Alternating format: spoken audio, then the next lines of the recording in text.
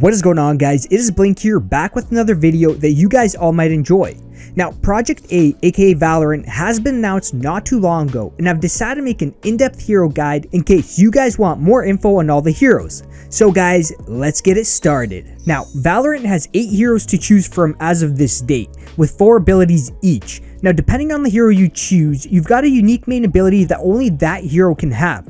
This main ability is available every round and can be used multiple times around depending on the type of ability. So basically, some heroes might have their main ability more frequent if it's not as good as another hero's ability. If you're playing a hero with a strong main ability, then you might not have that ability as often as someone that's playing a hero with an ability that's not as strong. Moving on, we've also got an ultimate ability that must be earned by getting eliminations or by planting or defusing the spike bomb. Throughout my research, it's estimated that you can have your ultimate ability about every 3 rounds. Lastly, you've got 2 buyable abilities that you can buy at the start of the round. These 2 abilities have limited uses but can be carried over to the next round if you haven't used it.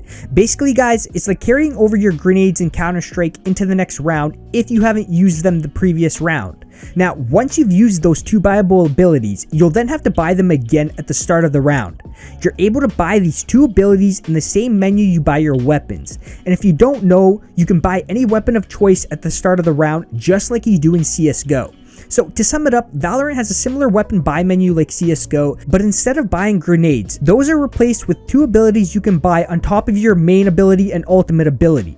And if you're wondering if there will be some sort of grenades you can buy in the weapons menu, then the answer is no as of now, but yes at the same time, since some heroes have grenades as their main ability, which I'll get into throughout this video. So let's get more in depth with the heroes and let me explain everything you guys need to know about each hero. The first character we'll be looking at is Phoenix. Now, Phoenix is more of an aggressive character that is known for rushing into combat while he uses his fire abilities to push players around. His main ability, which is the ability you're stuck with when choosing Phoenix, is a flashbang that curves around corners.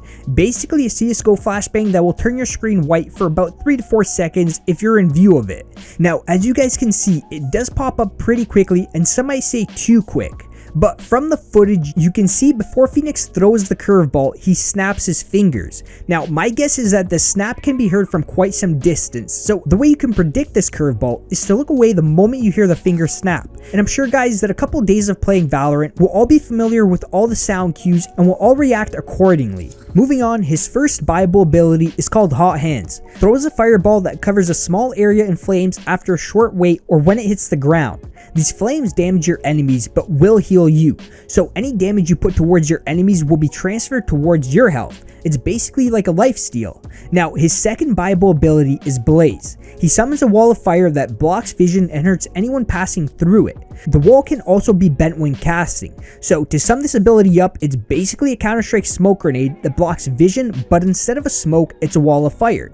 So once again, anyone passing through it will take damage, teammates or opponents. Now, you can see in this clip, the moment you summon Phoenix's Blaze, you can adjust the positioning with your mouse to where you want it to bend. Keeping your mouse still will make a straight line. Moving your mouse in any direction will bend the wall. Lastly guys, his ultimate. Now, his ultimate ability is called Run It Back, and what it does is marks your current location and starts a short timer. When the timer expires or if you die, you respawn at the marked location with full health. Now, this ultimate ability is absolutely insane. So you can basically place a respawn beacon anywhere on the map to where you want to respawn. You can then literally push your opponents for info or to get a trade kill. So if you eliminate an opponent and his teammate eliminates you, well, guess what? You'll respawn back at your beacon, which makes it seem like nothing even happened. Although your opponents will have one less player on their team because of that trade kill.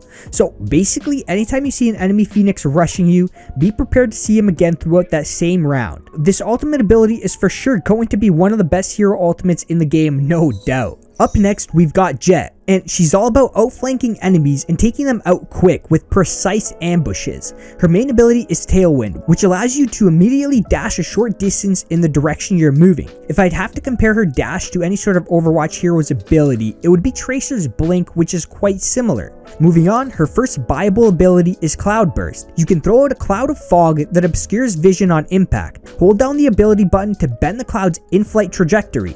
It's similar to Phoenix's Blaze ability, which is the Wall of Fire. You can bend both abilities, and both abilities block vision when used. Now, Jett's Cloud Burst is the closest thing to a CSGO smoke, basically a CSGO smoke that's been retextured into a spherical tornado. Now, instead of taking damage from the wall of fire, Jett's Cloud Burst is an impact ability which will most likely make your screen blurry with debris over it for a few seconds if you do get hit by it.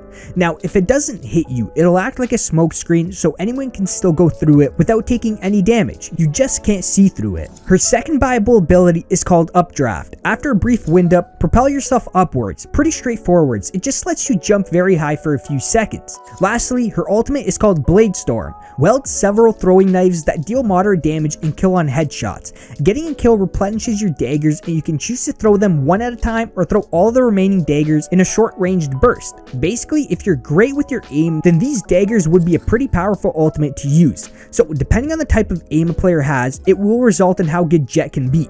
Now on top of this, the right click throws all remaining daggers in a short range. So what I'm envisioning is that you'll throw them in a close horizontal range around the middle of your screen, and this will just allow you to get a higher chance of getting a hit onto your opponent. As long as you're accurate with your left clicks and you're getting eliminations from the daggers, then you'll be able to keep using the daggers as they get replenished off every kill. Next, we've got Viper. Her main ability is the Toxic Screen, which deploys a long line of gas emitters that you can reactivate to create a tall wall of toxic gas at the cost of fuel. Very similar to Phoenix's Wall of Fire, except it's a toxic wall, basically a reskin. Her first viable ability is Snakebite, which fires a projectile that explodes into a pool of damaging acid. She'll throw a grenade that will explode on impact, damaging opponents that have been hit by it. So to sum this ability up, it basically acts like a Molotov from Counter Strike. We don't really have much footage of this ability, but you can see the splatter of damaging acid on the ground through this clip. Her next viable ability is Poison Cloud. Throw a gas emitter that you can reactivate to create a poisonous smoke cloud at the cost of fuel. The emitter can be picked up and thrown again after a short cooldown. And lastly, her ultimate is Viper's Pit, which emits a massive toxic cloud in a large area that lasts as long as Viper stays inside the cloud. Enemies inside the cloud are highlighted to Viper. Basically, her ultimate lets her take control of any area around the map, especially bomb sites. So if your opponents want to push the bomb site you're on, then they'll have to either deal with your ultimate or they gotta go towards another bomb site. Overall guys, it's just a great area controlling ability. Next, we've got Sofa. Her main ability is Recon Bolt, which fires a bolt that deploys a sonar emitter. The sonar pings and tags nearby enemies, causing them to be revealed, can be destroyed. Sova's Recon Bolt is basically Hanzo's Sonic Arrow from Overwatch. Both will reveal opponents in the ability's range upon impact. It's simply a wall hack to reveal opponents nearby. His first viable ability is the Shock Bolt. You'll be able to fire an explosive bolt that emits a damaging pulse of static energy upon impact. Just a simple way of putting on some damage towards your opponents. His second viable ability is Owl Drone. You'll deploy a pilotable drone that can fire a dart that will reveal enemies who are hit. I'd probably compare this to Crypto's drone from Apex Legends, as both games pilot drones and reveal enemies. Up next, we've got Sofa's ultimate ability, which is Hunter's Fury. Fire up to 3 deadly energy blasts that spread across the entire map. Each hit enemy takes heavy damage is marked. This is basically Hanzo's Dragon Strike. Instead of the dragon, it'll just be some sort of large beam that will damage your enemies, although any enemy that does get hit by it will also be revealed for a few seconds. The next hero we've got is Cypher. So his main ability is Spy Cam. He'll place a remote camera and after placing, reactivate to view the video feed. Left click while in camera to fire a tracking dart. Recharges when picked up or killed. So basically a security camera you can place anywhere on the map, which will allow you to take a look through it to see if any enemy is nearby. This is for sure more of a defensive ability to use. You'll want to most likely plant the camera somewhere around the spike bomb sites on the map. That way if you've gotten pushed back and need to retake the site, you'll be able to take a look through your spy cam and mark any opponents on the site. Now his first viable ability is called Trapwire. He'll place a stealth tripwire between 2 walls. Triggered enemies are restrained and revealed for a short time. If the trap is not destroyed, it activates to daze the trapped victim. Can be picked up. So another ability that reveals enemies but also stuns them from moving and also messes with the opponent's vision if they do not destroy the trap. Alright, so next viable ability we've got is Cyber Cage. Toss out a remote activation trap. Reactivate to create a cage that slows enemies who pass through it. Look at the trap and press use to detonate it or hold activate to detonate all. So this is basically just a slow ability that makes it easier for you to take shots at your opponents for a few seconds. Lastly, we've got his ultimate, which is Neural Theft. Extract information from the corpse of an enemy, revealing the location of their living allies. This ultimate reminds me of the Rainbow Six operator Caveira. where she'll interrogate an opponent to reveal the rest of the opponent's teammates. Now, with Cypher's ultimate ability, you don't have to risk interrogating because you eliminate the opponent first, then simply click the ultimate key to reveal any enemies. Moving on, the next hero we've got is Brimstone, and his main ability is Sky Smoke. You'll use your map to call in an orbital deployment smoke screen that obscures vision. Click to set the location and confirm to launch. So it's basically just an airstrike of smoke you can place around the map. His first buyable ability is Incendiary, which launches an incendiary grenade that deploys a damaging field of fire. So this sounds like it's very similar to Phoenix's Hot Hands, where he throws a fireball that covers a small area. Now, the difference with this one is that it doesn't heal Brimstone and only does damage. Most likely does more damage compared to Phoenix's Hot Hands because of its limits. His next buyable ability is Stim Beacon, which allows him to target a nearby location to call in a stim beacon, giving all players near it rapid fire. So what this means is that your weapons will basically shoot double the speed, allowing you to put on more damage towards your enemies as long as you're near the beacon. Although you'll also have to watch out for enemy players, because if an enemy is near it, he'll also get that rapid fire buff too. Just be careful where you're throwing it. And his ultimate is called Orbital Strike, which allows him to use his map to target a location, launching a devastating orbital strike that pulses for high damage over several seconds. What I can compare this to is Gibraltar's ultimate from Apex Legends. You'll place a marker on the map, and a second later, a bunch of rockets will plummet towards the ground, damaging your opponents. The next hero we've got is Sage, which is ultimately the healer of the team.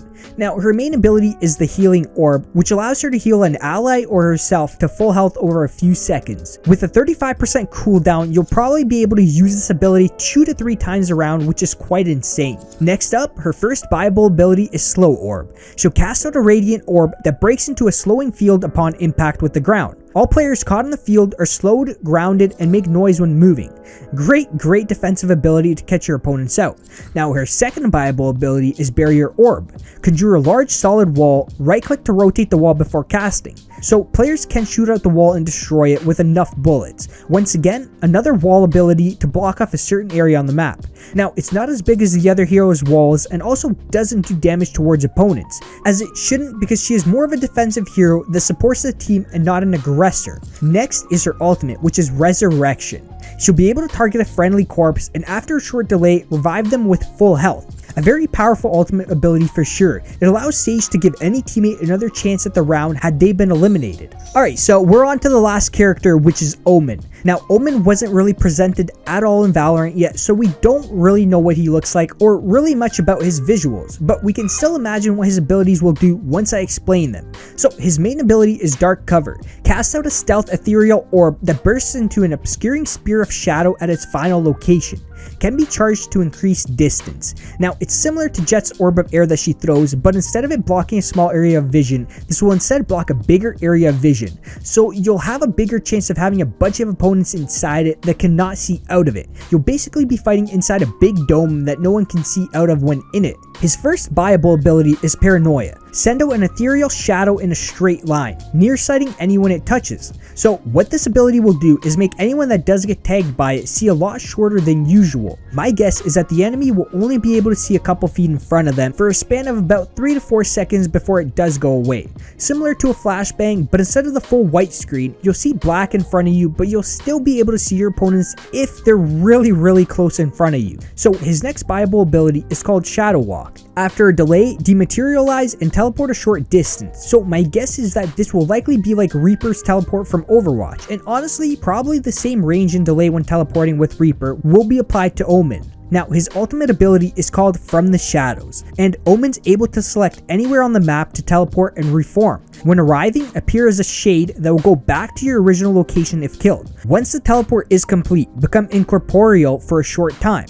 Now, this is pretty insane. So you're able to teleport anywhere you want on the map, and the moment you're killed, you'll go back to your original location to continue playing out the round. Alright, so it does say you're basically invincible for a short time, which means you don't really exist. So my guess is that the moment you teleport, you're invincible for maybe 2 to 3 seconds, because it does say for a short time. After that, any opponent can eliminate you, teleporting you back into your original location. Very interesting once again, but we don't exactly know how Omen works, as he's not been revealed at all throughout what I was able to find. Although if something does appear, I'll be sure to update you guys on this channel about Omen or just any sort of Valorant news. So make sure to subscribe and stay up to date with the most recent Valorant leaks and news out there. Also, hit that like button if this video did help you out in some way, as it does help me out a lot. And let me know guys in the comments down below which hero you think you'll be maining, as I'm interested to hear. Anyways guys, thanks for watching. I hope you have a great rest of your day and night, and I'll see you on the next one.